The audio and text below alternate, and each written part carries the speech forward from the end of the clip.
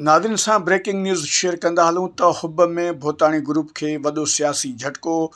भोताणी group जे चूंडियल 11 खां वधीक काउंसलर पाकिस्तान पीपल्स पार्टी में शमूलियत अख़्तियार करे छॾी। हब चौकी बलोचिस्तान मां रिपोर्ट करे थो इस्लामाबाद टीवी जो नुमाइंदो अब्दुल गफ़ार खोसो। मीर अली हसन ज़हरी चयो आहे त पाकिस्तान पीपल्स पार्टी अवामी पार्टी आहे। अवाम जी ताक़त सां बलोचिस्तान जी क़िस्मत बदिलाईंदासीं। सूबाई सलाहकार मीर अली हसन ज़हरी वधीक चयो त बलोचिस्तान जे मसइलनि मां वाक़िफ़ आहियूं। असीं बलोच नौजवाननि लाइ रोज़गार जा ज़रिया पैदा कंदासीं।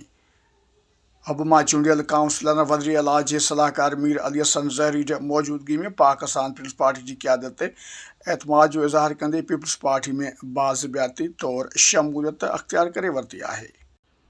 भोताणी ग्रुप जे काउंसलर जे पाकिस्तान पीपल्स पार्टी में शमूलियत सां हब ज़िले में पीपल्स पार्टी वधीक मज़बूत बणिजी वई आहे। वधीक अपडेट लाइ ॾिसंदा ॿुधंदा रहो इस्लामाबाद टीवी।